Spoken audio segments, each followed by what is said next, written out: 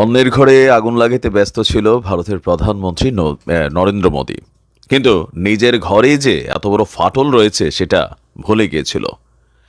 দর্শক, এই প্রথমবার না, এর আগেও বেশ কয়েকবার যেই সেভেন সিস্টার্স খ্যাত রাজ্যগুলো আছে সেখানে ব্যাপক বিদ্রোহ বিক্ষোভ দেখা দিয়েছে। ইতিহাস বলে যে সবাই ইচ্ছায় বা স্বেচ্ছায় ভারতের এই মানচিত্রের মধ্যে নিজেদেরকে অ্যাড করেনি। কিছু কিছু জায়গায় চীন যেমন তাইওয়ানকে জোরপূর্বক নিজেদের মানচিত্রে ঢুকিয়ে রেখেছে, ভারতও ঠিক একই কাজগুলো করেছিল। তো অ্যাজ এ রেজাল্ট সেখানে কি হচ্ছে? বিক্ষোভ। এই মুহূর্তে সেভেন সিস্টার্সের অন্যতম একটা অঙ্গ আমরা যদি ধরি মণিপুর। মণিপুরে আজকে যা ঘটছে এটা দেখা নরেন্দ্র মোদীর ঘুম তো হারাম হওয়ার কথা। আর যে প্রতিরক্ষা মন্ত্রী, সে বলছিল যে বাংলাদেশের দিকে নজর রাখতে। আরে বেটা, বাংলাদেশের নজর না রাখা তোমার দেশে রাখো। সেখানে যেই ড্রোন আসছে, রকেট হামলা হয়েছে, দেখছেন? এইসব মেশিনারিজ ভারতের গণমাধ্যম বলছে কই থেকে পাইল। আর সবচেয়ে আজব করা বিষয় হচ্ছে, আজকে ভারতের জাতীয় পতাকা সরিয়ে দিয়ে মণিপুর রাজ্যে উড়ছে তাদের নিজস্ব একটা পতাকা। আর এই পতাকাটা জানান দিচ্ছে যে তারা ভারতের অঙ্গরাজ্য হিসাবে তারা আসলে নিজেদেরকে দেখতে চায় না, স্বাধীন রাষ্ট্র হিসাবে দেখতে চায়। ভারতের উত্তর পূর্বাঞ্চলীয় মণিপুর রাজ্যের বিভিন্ন সরকারি ভবনে হামলা চালিয়েছে বিক্ষুব্ধ শিক্ষার্থীরা। আপনার স্থানীয় সময় সকালের দিকে মণিপুরের রাজভবন, জেলা প্রশাসকের ডিসি কার্যালয় বরাবর তারা হামলা চালিয়েছে। এ সময় ডিসি অফিসের টানানো পতাকাটি নামিয়ে, ভারতের জাতীয় পতাকা নামিয়ে সেখানে সাতরঙা একটি পতাকা উড়িয়েছে তারা। দেশটির সংবাদ মাধ্যম ইন্ডিয়া টুডের উত্তর পূর্বাঞ্চলীয় সংস্করণ তারা বলছে, মণিপুরের শিক্ষার্থীরা সেখানকার প্রধান প্রধান সরকারি বাসভবনগুলোতে হামলা চালাচ্ছে। শিক্ষার্থীদের এই বিক্ষোভ তীব্র আকার ধারণ করছে। ক্ষুব্ধ শিক্ষার্থীরা রাজভবন এবং থৈবালের জেলা প্রশাসকের কার্যালয়ে হামলা করেছে। এর আগে রাজ্যের নিরাপত্তা ব্যবস্থায় বড় ধরনের পরিবর্তনের দাবিতে রাজধানী ইম্ফলের রাস্তায় নেমে এসেছিল হাজার হাজার শিক্ষার্থী। এ সময় তারা রাজ্যের নিরাপত্তা নিশ্চিতে সরকারি প্রশাসন ব্যর্থ হয়েছে বলে অভিযোগ করেছে। বিক্ষোভকারী শিক্ষার্থীরা রাজ্যের বর্তমান নিরাপত্তা উপদেষ্টাকে অপসারণ এবং মণিপুরের শান্তি ফেরাতে রাজ্য সরকারের হাতে সর্বোচ্চ ক্ষমতা দেওয়ার জন্য কেন্দ্রীয় সরকার নরেন্দ্র মোদীর প্রতি আহ্বান জানিয়েছে। বিক্ষোভকারীরা বলছে, চলমান সংকটকে আরও ভালোভাবে মোকাবেলা করার জন্য নিরাপত্তা অভিযানের দায়িত্ব স্থানীয় কর্তৃপক্ষের নেওয়া উচিত। বিক্ষোভে অংশ নেওয়া শিক্ষার্থীরা রাজ্যের মুখ্যমন্ত্রী বীরেন সিং এর বাসভবনে হামলা চালিয়েছে। এমনকি সবচেয়ে মজার বিষয় হচ্ছে, এখানে যে ড্রোন রকেটগুলো হামলা করা হয়েছে এগুলো ভারতের তৈরি বা ভারতের কোনো জিনিস না। এখন প্রশ্ন আসছে, এই ড্রোন বা রকেটগুলো কিভাবে ঢুকেছে মণিপুরে? সেখান থেকে উঠে আসে অতীতে সেই স্পাইক বাবর, বা ডিজে বাবরের নাম, সাবেক কি বলো যে আমাদের যে মন্ত্রী ছিল বিএনপির যুগে, তিনি একবারে সেভেন সিস্টার্সের জন্যই অনেকগুলো মেশিনারিজ কিনছিল বলে ভারত তখন দাবি করছিল। এখন সেইখানে যদি আপনার মূল বিষয়টা আপনি ফোকাস করেন, মণিপুরের বিক্ষুব্ধ শিক্ষার্থীরা সরকারি অফিস থেকে পতাকা নামিয়ে সেখানে যখন আরেকটি পতাকা আপনার উড়িয়েছে, শিক্ষার্থীরা নতুন করে যে পতাকাটি উড়িয়েছেন সেটি কাঙ্গুলি পাক বা সালাই ট্যারেট পতাকা বলে ধারণা করা হচ্ছে। মণিপুরের শিক্ষার্থীরা সরকারি অফিসে নতুন পতাকা যখন উত্তোলন করলো, এ নিয়ে ব্যাপক আলোচনা চলছে। প্রাথমিক তথ্য অনুযায়ী শিক্ষার্থীরা মণিপুরের পরে ভারতের তেরেঙ্গা জাতীয় পতাকা নামিয়ে সাতরঙা পতাকা উত্তোলন করেছেন। আর রাজ্যের থাউবাল জেলার, আচ্ছা, এখানে আমি যতটুকু বুঝতে পারতেছি আর কি, বিজেপি সরকার বা কেন্দ্রীয় সরকার, এই যে আমাদের এখানেও একটা কি বলা হয় যে আমাদের ব্রিগেডিয়ার জেনারেল শাখাওয়াত সাহেব তিনি বলছিলেন যে 5টা প্রদেশ করা জরুরি। এগুলা ভয়ঙ্কর পরিকল্পনা, পজিটিভ না।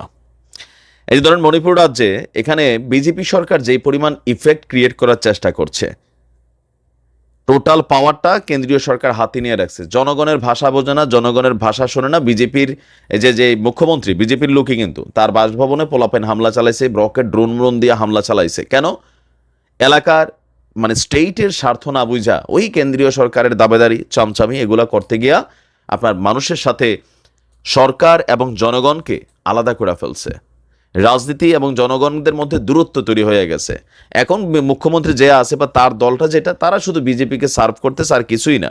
যার কারণে বাংলাদেশের পরিস্থিতি দেখে মণিপুর সহ আশেপাশে অনেক জায়গার ছাত্র শিক্ষার্থীরা সাহস খুঁজে পেয়েছে। আজ হোক কাল হোক ভারত কিন্তু ভেঙে যাবে। খালিস্তান আন্দোলন থেকে শুরু করে বলেন, অঙ্গরাজ্যগুলোকে নিয়ে বলেন, মোদির সামনে কিন্তু খুবই খারাপ দিন আসছে। এগুলো নিয়ে আন্তর্জাতিক অঙ্গনেও নানান তথ্য উপাত্ত আছে। দেখা যাক এই পতাকা কতক্ষণ টিকিয়ে রাখতে পারে। গ্রামেগঞ্জে একটা কথা আছে, যদি কাউকে ধ্বংস করে দিতে চাও তাহলে দুইটা কাজ করো। একটা হচ্ছে তাকে অপরিণত বয়সে একটা বিয়ে করে দাও, আর আরেকটা হচ্ছে তার বিরুদ্ধে একটা মামলা ঠুকে দাও।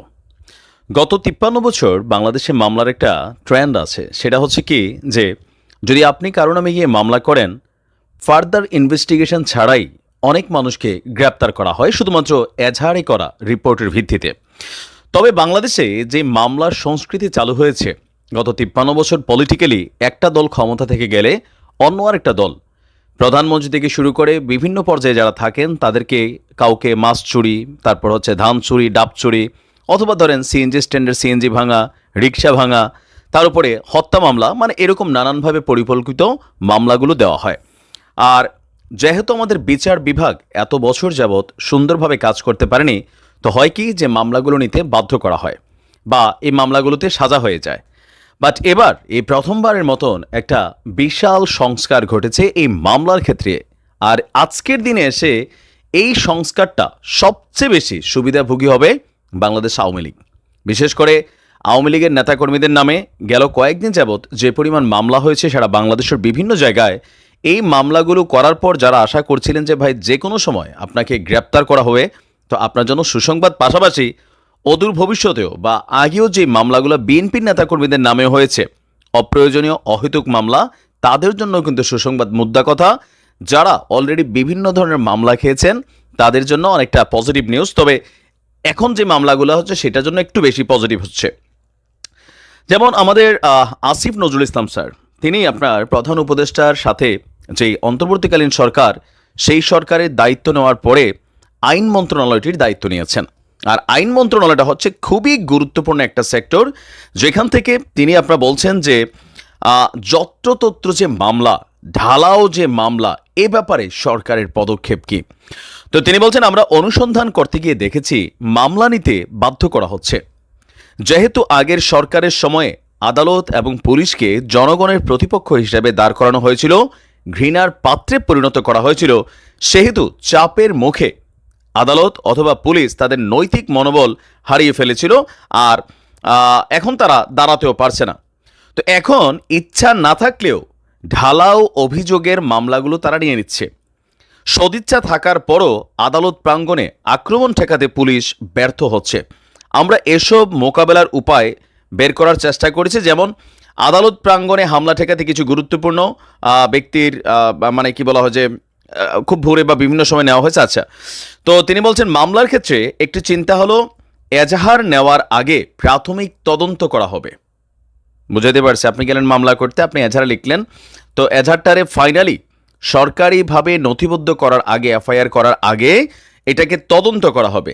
সেই ক্ষেত্রে ফৌজদারি কার্যবিধিতে কিছু পরিবর্তন আনার কথা ভাবা হচ্ছে। খুবই গুরুত্বপূর্ণ এই অংশটা। এছাড়া সরকারের পক্ষ থেকে একটা বার্তাও দেওয়া হয়েছে প্রত্যেকটা থানায়, সেটা কোনটা? এজাহার মানেই গ্রেপ্তার নয়। তো ঢালাওভাবে যেই মামলা করা বা আসামি করা হচ্ছে, সেক্ষেত্রেও সরকার ব্যবস্থা নিচ্ছে। তো আসিফ নজরুল স্যার বলছেন এই সমস্যাটা বেসিক্যালি লম্বা একটা সময় ধরে চলেছে। বিগত সরকারের এখানে বড় ভূমিকা ছিল। আওয়ামী লীগ সরকার গায়েবী মামলার সংস্কৃতি তৈরি করেছিল, তার পাল্টা হিসাবে কিছু কিছু জায়গায় কিছু কিছু ঘটনা ঘটছে। তো এখন আপনার এটার ব্যাপারে আইন মন্ত্রণালয় ফার্দার তারা অ্যাক্টিভিটিস দিচ্ছে। তো এখানে গুরুত্বপূর্ণ হচ্ছে এজাহারকে লিপিবদ্ধ করার আগে প্রাথমিক আপনি একটা অভিযোগ দিয়েছেন, বাট থানার খাতায় এই এজাহারটারে মামলা হিসেবে দায়ের করার আগে বা কেসটাকে ফাইল করার আগে যেটা করতে হবে, প্রাথমিক তদন্ত করতে হবে। আপনি এসে বললেন আমি থাকি দক্ষিণ কোরিয়া, যারা ভাই সে একটা মামলার আসামি, এখন আপনি যে দিতে পারবেন, কিন্তু এজাহারটা আপনি যেটা লিখে আসছেন, যদি এই এজাহারটা মিথ্যা প্রমাণিত হয় তাহলে যিনি মামলা করছেন ভুয়া মামলা, তার কিন্তু সাজা হয়, এটা তো জানেনি। তো আগে যেটা ছিল এজাহার সাথে সাথে গ্রহণ করা হতো, আর এজাহার গ্রহণ করার পরেই সাথে সাথে পুলিশ অ্যাকশনে চলে যেত। বেশিরভাগ সময় নিরপরাধ মানুষ বিভিন্ন কারণে ফেঁসে গেছে। তো এবার এসা যারা এখন এই গণমামলাগুলো হচ্ছে, সেই ক্ষেত্রে এটা একটা পজিটিভ ফিডব্যাক তৈরি করবে। তবে সাময়িক এটা আওয়ামী লীগকে সুবিধা দিলেও অদূর ভবিষ্যতে যেই দলে ক্ষমতা থেকে যাবেন তাদের নেতাকর্মীরা কিন্তু আসলে সুরক্ষিত থাকবেন, ঢালাও মামলা নেওয়ার সুযোগ থাকবে না।